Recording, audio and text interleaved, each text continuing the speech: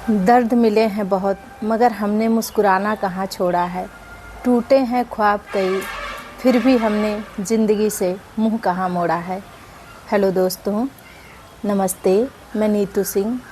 आज मैं किसी और की स्टोरी नहीं, खुद की स्टोरी आप लोगों के सामने सुनाने जा रही हूँ। अपने संघर्ष की स्टोरी, कैसे मैंने बचपन से संघर्ष किया, और वो इसलिए मैं सुनाने जा रही हूँ ताकि अगर आप भी ज़िंदगी में निराश हो चुके हों और बहुत परेशान हों तो इस मेरी स्टोरी से आपको बहुत ही मोटिवेशन मिले और बहुत कुछ सीखने को और संघर्ष करने की शक्ति आपको मिले।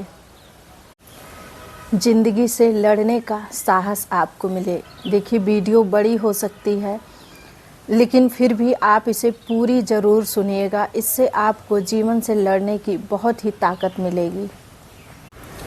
कभी मैं भी ऐसी ही मोटिवेशन वीडियो दूसरों की देखा करती थी अपने खुद को मोटिवेट करने के लिए। देखिए, मैं जब 9 साल की थी तभी मेरी माँ ने मेरा साथ छोड़ दिया। वो ईश्वर को प्यारी हो गई, और क्या कारण है ये सब बताऊंगी तो वीडियो बहुत लंबी हो जाएगी। बस उन्होंने एक तोता पाल रखा था और सांप जो है तोते के पिंजरे पे आके बैठ गया और उन्होंने अंधेरे में जाके हाथ से उस पे मार दिया।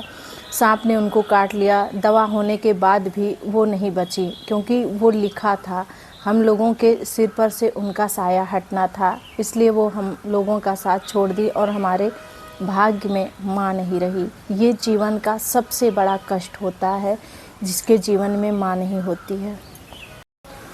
माँ की कमी क्या होती है ये उसे ही पता है जिसके पास माँ नहीं है, माँ कहने के लिए भी नहीं है। तो देखिए, जब उसके बाद क्या होता है कि मेरे और भाई बहन रहते हैं तो हम लोग छोटे छोटे ही रहते हैं। तो किसी ने मेरे पिताजी को सलाह दिया।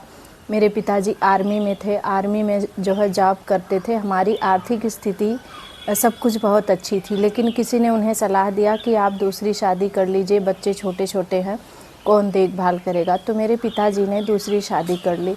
और देखिए, सौतेली माँ कैसी होती है ये तो बहुत लोगों को पता होगा। हर माँ उस तरह नहीं होती है, लेकिन बहुत कम ही ऐसी मिलेंगी जो कि अच्छी होंगी और अपने बच्चों जैसा जो है औरों को, बच्चों को समझेंगी।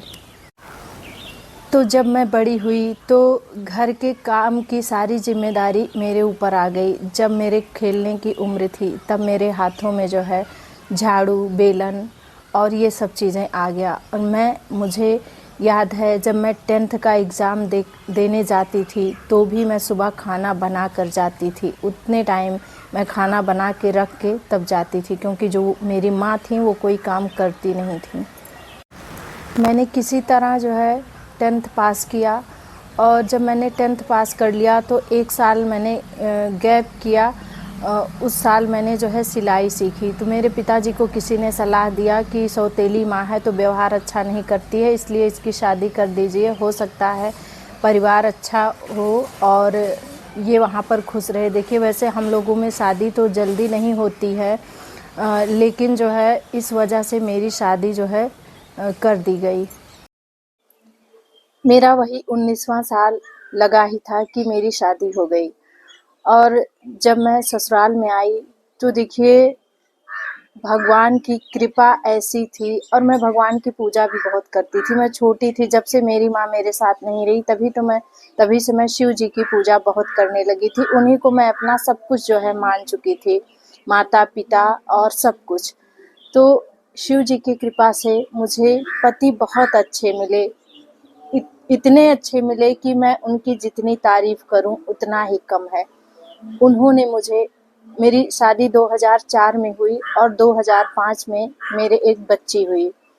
तो वो उनको बहुत शौक था बच्चे का, और जो है मेरी बच्ची हुई। तो मेरी बच्ची जब 4 महीने की थी तो मैं जो है 12th का एग्ज़ाम देने जाती थी। और 12th का एग्ज़ाम मैं देने जाती थी जब मेरे हस्बैंड मेरी बच्ची को देखते थे और मैं एग्ज़ाम देती थी। मेरे हस्बैंड ने सोचा कि वो मुझे आगे पढ़ाएंगे, और उन्होंने जो है मुझे इंटर कराया। उसके बाद फिर उन्होंने मुझे बीए भी कराया। और जब मेरा बीए का लास्ट ईयर था तब मेरी दूसरी बच्ची थी, और दूसरी बच्ची मेरी लगभग 7-8 महीने की थी। तब भी मैं जब एग्ज़ाम देने जाती थी, पेपर देने जाती थी, तो मेरे हस्बैंड मेरी बच्ची को देखते थे और मैं पेपर देती थी, और वो बिल्कुल परेशान नहीं होते थे और ना ही कुछ कहते थे। वो यही कहते थे कि तुम पढ़ाई अच्छे से करो। तो मैं बहुत खुशनसीब हूँ कि जो मुझे बहुत अच्छे पति मिले। ऐसा पति बहुत ही नसीब वालों का को मिलता है। मेरा बीए भी कंप्लीट हो गया और मेरे हस्बैंड को टीचर बनने का बहुत शौक था, लेकिन किसी कारण वो टीचर नहीं बन पाए।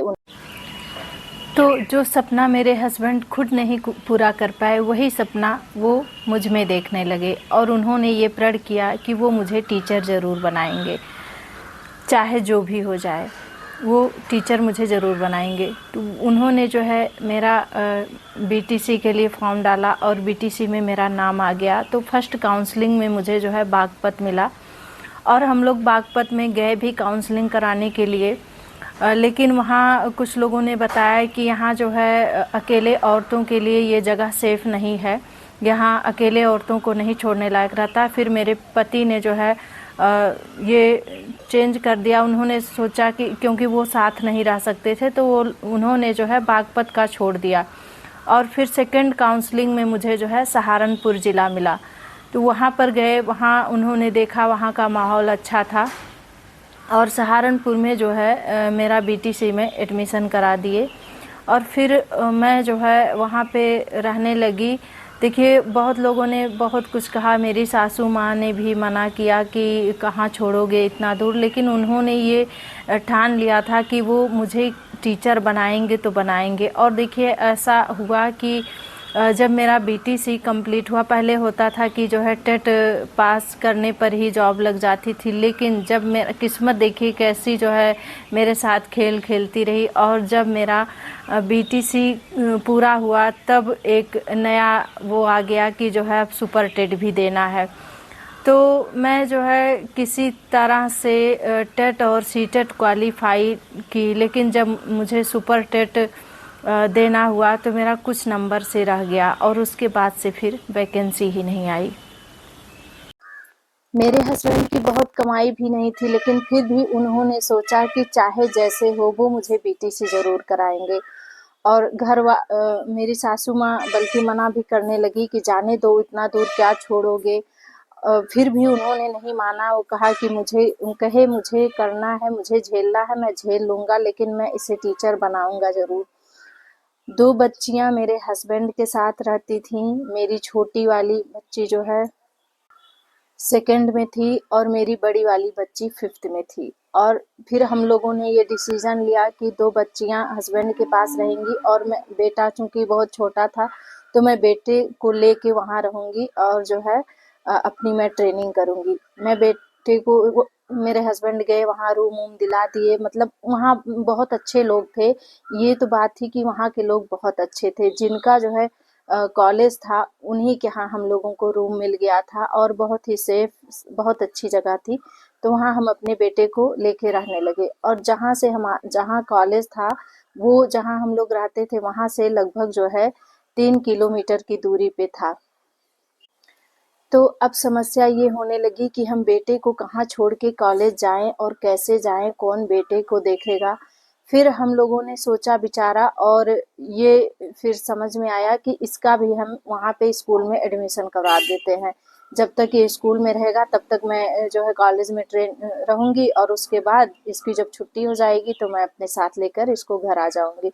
फिर मैंने वहाँ पर इसका एडमिशन करवा दिया। 2.5 साल का ही था। किसी तरह स्कूल जाता था, रोने लगता था, लेकिन जो है करना था तो कुछ तो सोचना ही पड़ता। मेरे जाने के पहले ही बेटा स्कूल चला जाता था और मैं, चूँकि मेरे हस्बैंड की बहुत कमाई नहीं थी, इसलिए मैं सोचती थी घर पे 2 बच्चियों का खर्चा और उनका खर्चा और मेरे वहाँ रहने का खर्चा, सारी ज़िम्मेदारी मेरे हस्बैंड पे थी।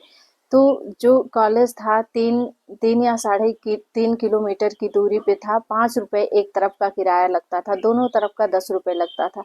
लेकिन मैं जो है पैदल जाती थी। मैं सोचती थी कि ये 5 रुपया अगर बचा रहेगा तो बेटा जब स्कूल से मेरे पास आएगा तो मैं उसे कुरकुरे या चिप्स लेकर दे दूँगी। और अगर मैं किराए से जाऊंगी तो वो 5 रुपया जो है खर्च हो जाए करेगा, और पर डे का अगर मैं जोड़ लूँ तो 1 महीने का मतलब भर का रुपया हो जाएगा।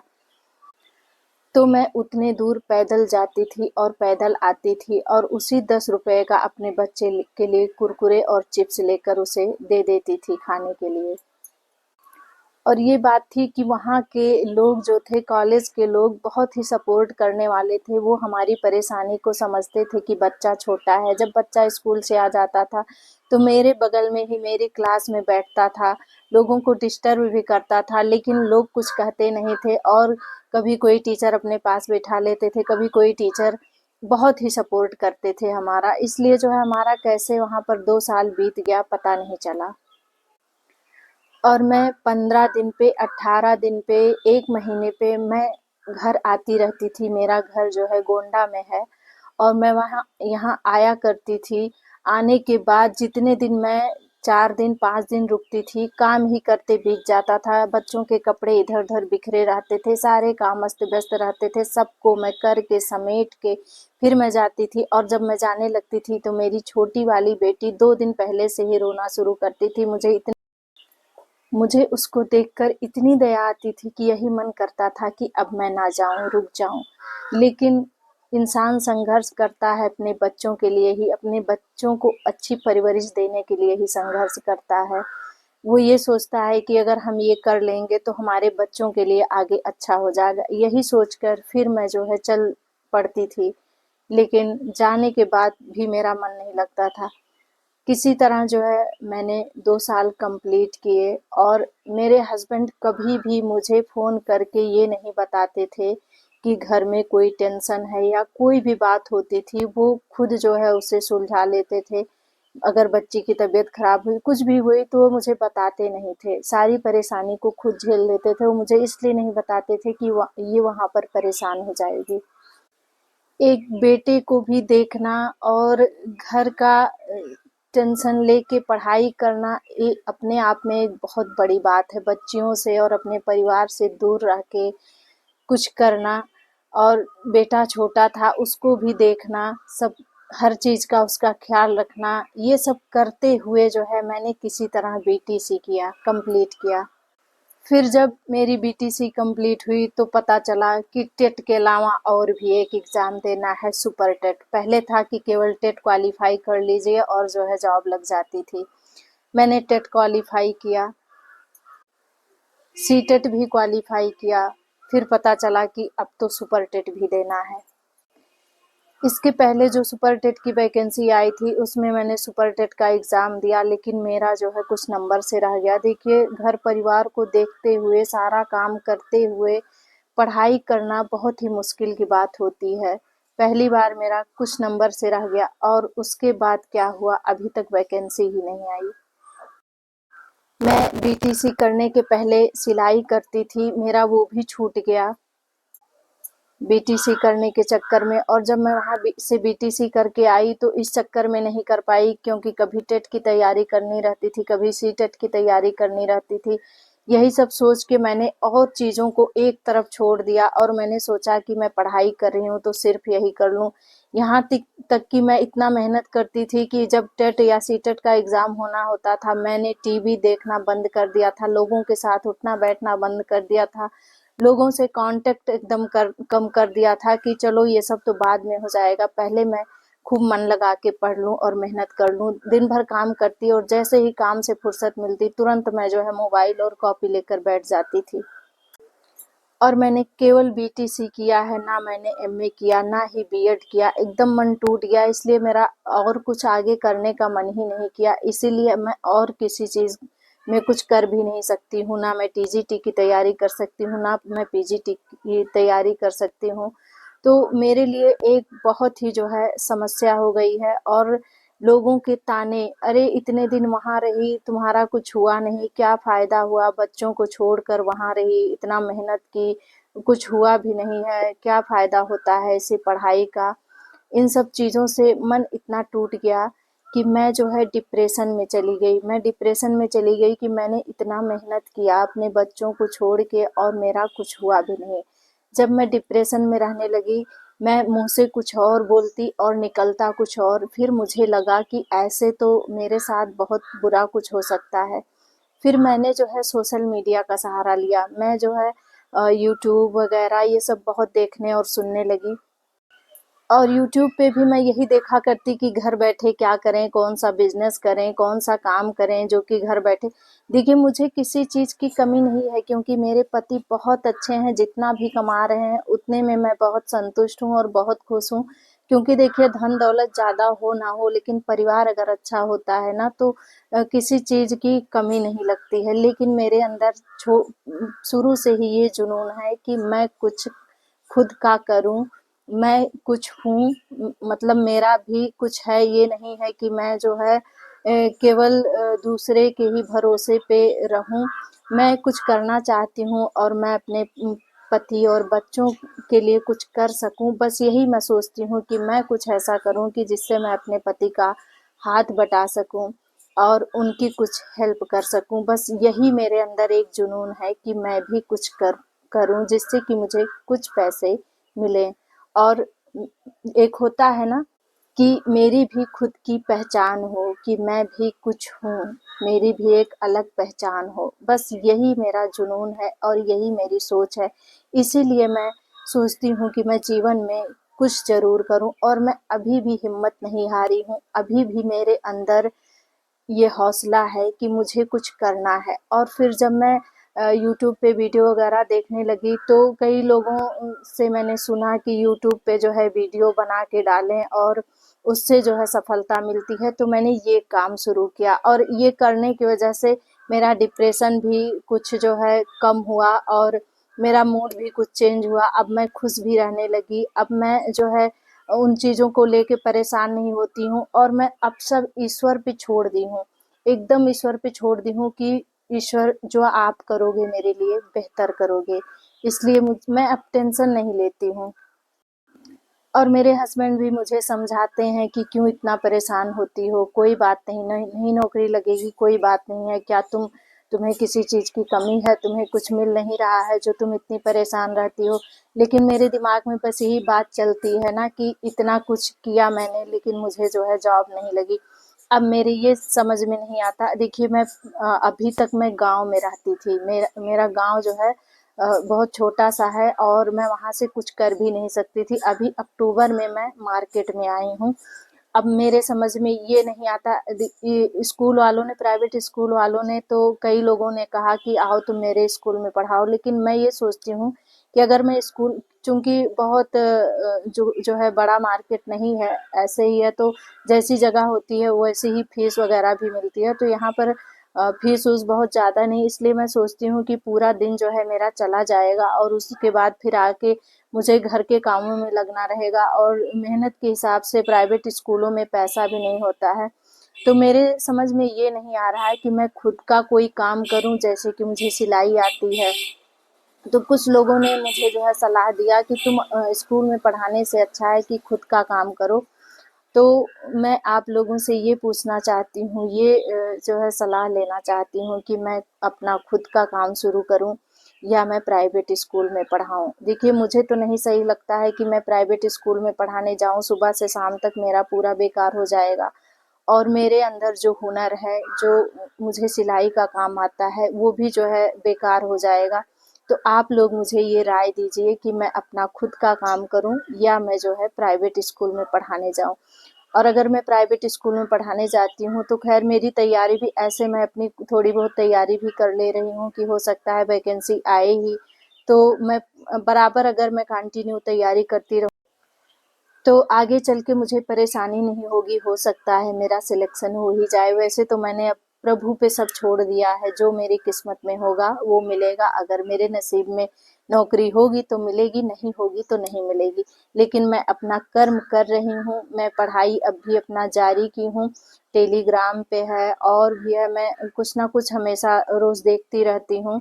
नहीं ज़्यादा देर तो आधे घंटे ही पढ़ा, लेकिन मैं जो है पढ़ती ज़रूर हूँ। तो देखिए, मेरे वीडियो बनाने का यही मकसद था। और एक चीज़ और कह रही हूँ, अगर आपकी फैमिली अच्छी है, अगर आपके पति अच्छे हैं तो आप कुछ भी कर सकते हैं।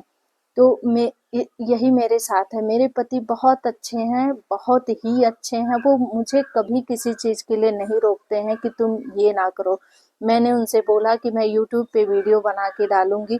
उन्होंने मुझे बिल्कुल नहीं मना किया कि नहीं तुम ये ना करो, नहीं ठीक है। उन्होंने कहा तुम्हें जो सही लगता है तुम करो। अगर तुम्हारी इसमें रुचि है, शौक है तो तुम करो। देखिए मैं बहुत खुशनसीब हूँ, इतना कि मैं आपसे क्या कहूँ कि मेरे पति बहुत अच्छे हैं, हद से ज़्यादा अच्छे हैं और वो मेहनत भी करते हैं। उन्हीं उन्हीं की मेहनत को देखकर मुझे भी प्रेरणा मिलती है कि जीवन से कभी हारना नहीं चाहिए, हमेशा जो है संघर्ष करना चाहिए। और मैं आप लोगों से भी यही, देखिए मुझे सफलता भले नहीं मिली है, लेकिन जीवन में मुझे जितना अनुभव मिला है वो शायद जो है इतना संघर्ष अगर मैं ना करती तो वो अनुभव मुझे ना मिलता। संघर्ष से जो अनुभव इंसान को मिलता है ना वो कभी भी नहीं मिल सकता है। तो मुझे सफलता नहीं मिली कोई बात नहीं, लेकिन मुझे जीवन में अनुभव बहुत मिला है, मुझे सीखने को बहुत मिला है। तो देखिए मेरी वीडियो को देखने के बाद चाहे आप बहन हो चाहे भाई हो, जो भी आप लोग मेरी वीडियो को देख रहे हो, आप इस वीडियो से ये सीख जरूर लीजिए कि जीवन में कभी हिम्मत मत हारना, कभी भी संघर्ष से पीछे ना हटना। अगर सफलता नहीं मिली तो अनुभव जरूर मिलेगा जीवन में। और जीवन में कभी भी अपनी उम्मीद को ना छोड़ना, जीवन में कभी भी अपने आशा को ना छोड़ना, उम्मीद को अपने हमेशा जिंदा रखना और संघर्ष जीवन में हमेशा करते रहना। और मैं मोटिवेशन वीडियो इसलिए बनाती हूँ कि जिससे मेरे बातों द्वारा लोगों को कुछ जो है सीखने को मिले और वो अपने जीवन से कभी भी हताश या निराश ना हो। क्योंकि अगर जीवन है तो संघर्ष भी करना जरूरी होता है। बिना संघर्ष किए कोई भी महान नहीं बना है आज तक। और दुनिया में कर दिखाओ कुछ ऐसा कि लोग करना चाहें आपके जैसा, अपनी मेहनत और लगन के साथ, ईश्वर के आशीर्वाद के साथ, अपने परिवार के प्यार के साथ। नमस्ते।